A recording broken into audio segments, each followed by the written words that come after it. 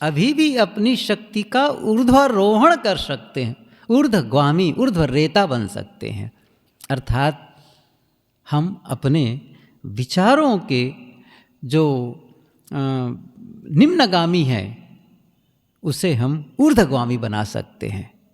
अपनी जो शक्ति है जो निम्नगामी है, नीचे की ओर बह रही है, उसे हम ऊपर की ओर ले जा सकते हैं और इसी जीवन में आनंद का अनुभव कर सकते हैं।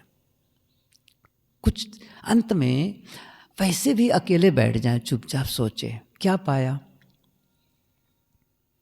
और क्या रह जाएगा मेरे पास, अंत में कुछ बचेगा, क्या लेकर के जाने वाला हूँ।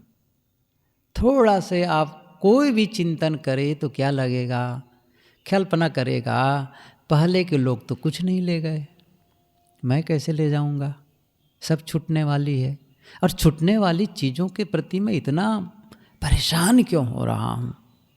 क्या इसका मतलब थोड़ी है कि भोजन छोड़ दो, घर द्वार छोड़ दो, ऐसा नहीं है।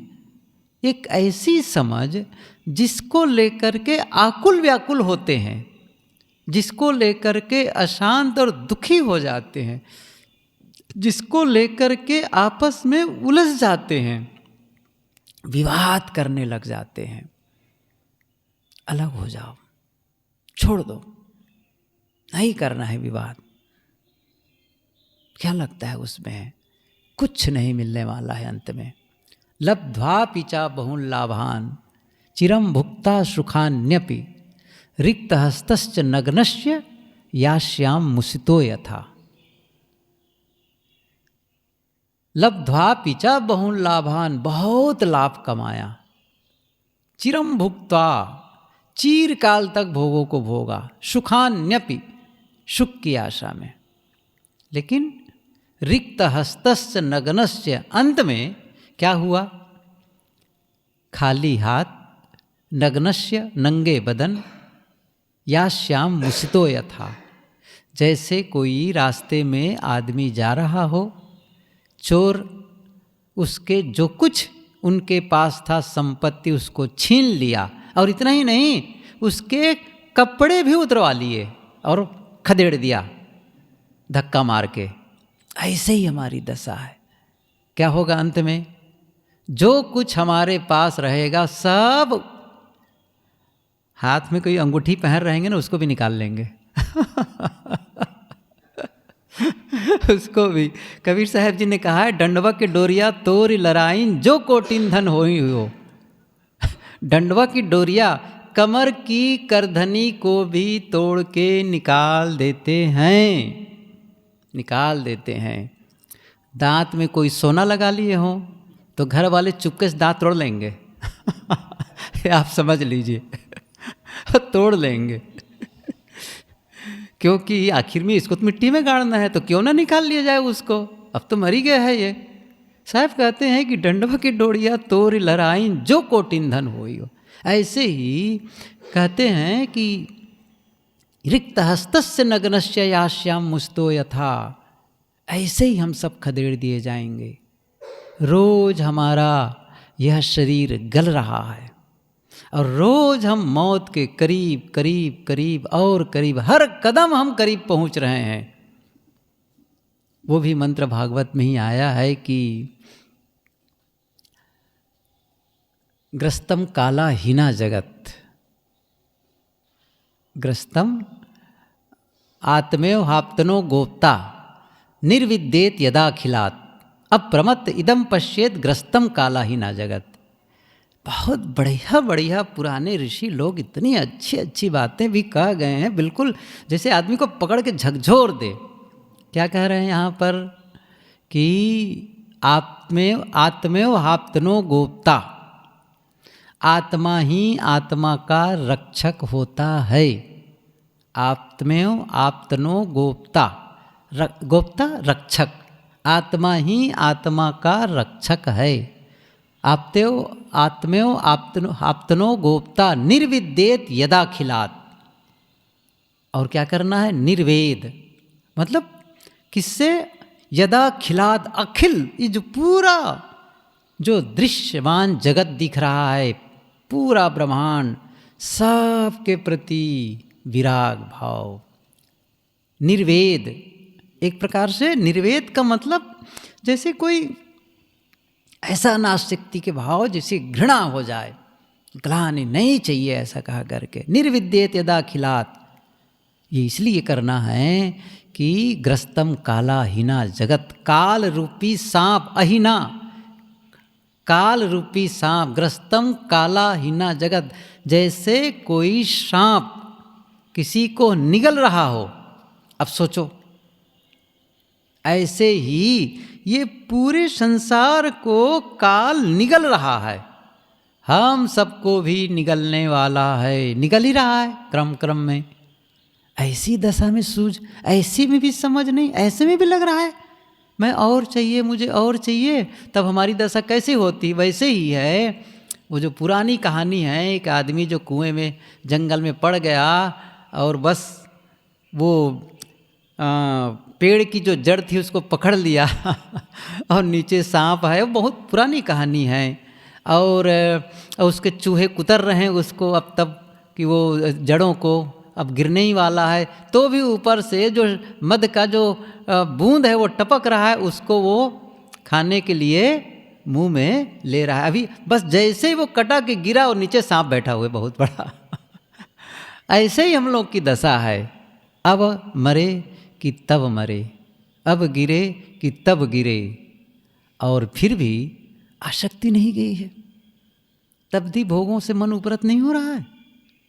नहीं, सजग होना है, सावधान होना है कि अब मुझे ऊपर उठना है, अब मुझे ऊर्ध्वगामी होना है। तो मैंने शुरू में कहा था कि हमारे पास जो शक्ति है, हमारे पास किसकी शक्ति है? हमारे पास में कुछ करने की शक्ति है, सोचने की शक्ति है, बोलने की शक्ति है। हमारे पास ये समय है, अभी पता नहीं समय कल अगले रविवार में हम सब फिर इकट्ठा होंगे, नहीं, बहुत मुश्किल है। ये दो तो नहीं होंगे कम से कम भुज वाले ये दोनों तो नहीं होंगे अगले रविवार को, और फिर जीवन में मिलेंगे कि नहीं ये भी संदेह है फिर कभी लौट के नहीं मिलेंगे, ऐसा भी होगा, ऐसा भी होगा। गुरुदेव जी बहुत अच्छा उदाहरण दिया करते थे, जैसे कोई नदी की धारा हो और उसमें कुछ सूखी पत्तियां हो, कुछ तुनके हों, कुछ लकड़ी के टुकड़े हों और बहते हैं। कभी कभी दोनों टकरा जाते हैं और कभी कभी अलग हो जाते हैं, और अलग होने के बाद में फिर मिलें नहीं। यही दशा हम लोगों की है, कभी मिल लिए, कभी अलग हो गए, फिर एक बार ऐसा अलग होंगे बस। तो कैसी दशा होगी? समुद्र में राई का दाना गिर जाए, अब उसको खोजने चलो, पाओगे? यही दशा हमारी होगी कोई नहीं पाएगा, कोई नहीं पाएगा ऐसी दशा में। और ये होने वाला है, फैक्ट है ये। अच्छा, ये नहीं है कोई डराने की बात कही जा रही है, ये तो भाई बहुत डराने वाली बात कर रहे हैं। अरे जो होने वाला है वस्तुतः, और होते हुए हम देख रहे हैं, रोज देख रहे हैं। धधक रही मरघट की ज्वाला, खड़े हो जाओ शमशान घाट में एक बार, अश्वनी कुमार चले जाओ एक दिन, रोज देख रहे हो कितनी लाशें आती हैं, जलाई जाती हैं, चली जाती हैं।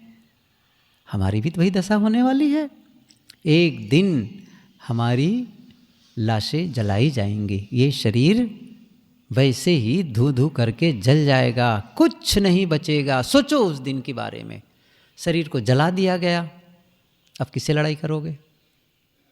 किस घर में रहोगे? अब शरीर नहीं है, बड़ा झंझट है ये तो। करो रे मनवा दिन की तदबीर, जब यमराजा आन परेंगे, नेक धरत नहीं धीर। साहब ने कहा करो रे मनवा दिन की तदबीर, याद करो उस दिन की।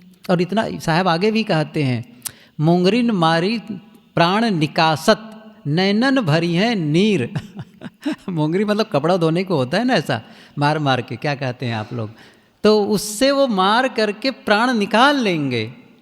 एक चित्रण, एक कल्पना साहब बताते हैं कि मुंगरिन मार के प्राण निकासत नैनन भरी है नीर, आंखों से पानी निकले, आंसू बहेंगे। थोड़ा भी आप पर रहमो करम नहीं किया जाएगा, बस वो छीन करके ले जाएंगे। वो दिन आने वाला है, तो हमें क्या करना है? हमारे पास जो क्षमता है, जो शक्ति है, इसका उपयोग उन्नति में। वो कौन सी उन्नति है? जितना हम शांत रह सकें, जितना हम विवाद रहित रह सकें, जितना हम आनंद का अनुभव कर सकें, और जितना मौन रह सकें, मौन रह सकें, शांत रह सकें, अपने में रह सकें, प्रतिक्रिया रहित रह सकें, किसी के लिए मन में कोई प्रतिक्रिया नहीं, कुछ बातें आई, ठीक है, बस क्या सोच सोच करके दिमाग में उलझन करना है, क्या मन को उलझाते रहना है फालतू बातों में? नहीं, अलग करो, वापस करो, वापस करो, अपने आप में लौटते जाना है। ये काम हम सबको करना है, और नहीं करेंगे समय तो यूं ही बीतेगा। चाहे आप यह करें या न करें, समय बीतेगा। अब सुबह आज सूर्य निकला, अब सूर्य अस्त हुआ, इस दिन में हमने क्या पाया? रोज सोच लें, आज मैंने अपने जीवन का एक दिन दिया, मेरा एक दिन चला गया ना जीवन का, और एक ऐसा दिन गया जो मेरे जीवन में फिर लौट के नहीं आएगा। कितनी बड़ी कीमत मैंने चुकाया इसके लिए। एक दिन जीवन का एक हिस्सा दे दिया, जीवन का एक हिस्सा दे दिया, उसके बदले में मैंने क्या पाया? अशांति या शांति, भटकाव या ठहराव, संघर्ष या विश्राम? क्या पाया? नफरत या प्रेम, क्रोध या शांति? मैंने क्या हासिल की? देख लो। अर्थात मैं एक दिन अपना जीवन का एक हिस्सा मैंने बेचा, और क्या पाया वहाँ से? दुख, अशांति। कितनी बड़ी बात हो गई। अपने जीवन का एक हिस्सा मैंने बेच दिया, और बेच करके क्या पाया? दुख और अशांति। गोस्वामी जी के शब्दों में क्या है कि करते डारि परसमणि देही, घुंगची कैसे आया है कि नर्तन पाए विषय मन देही, पलट सुधाते विष सट लेही, ताही कबहु भल कहे न कोई, गुंजा गहे परसमणि खोई। कमाल की बात गोस्वामी जी भी कहते हैं कि नर्तन पाय विषय मन देही, मनुष्य का जीवन पाकर के विषयों में मन लगा रहे हो, तो जानते हो क्या कर रहे हो? नर्तन पाय विषय मन देही, पलट सुधा, सुधा अमृत, पलट सुधा ते विष सठ लेही। हमने अमृत को दे दिया और जहर को ले लिया। ताही कबहु भल कहे न कोई, उसे कोई अच्छा नहीं कहेगा जो पारस मणि के बदले में घुंगची को ले लिया। ये जीवन का हिस्सा पारस मणि है, ये जीवन का यह अंश एक दिन जो हमने दिया, यह अमृत है। और क्या लिया? जहर, दुख, अशांति, पीड़ा, संघर्ष। इसका मतलब घाटे में है, घाटे में है। नहीं, सावधान होना है। तो अपनी शक्ति का सही दिशा में नियोजन हो, आत्मोन्नति के लिए हो, आत्म उत्थान का काम हो, तभी शक्ति का सही उपयोग होगा। साहेब।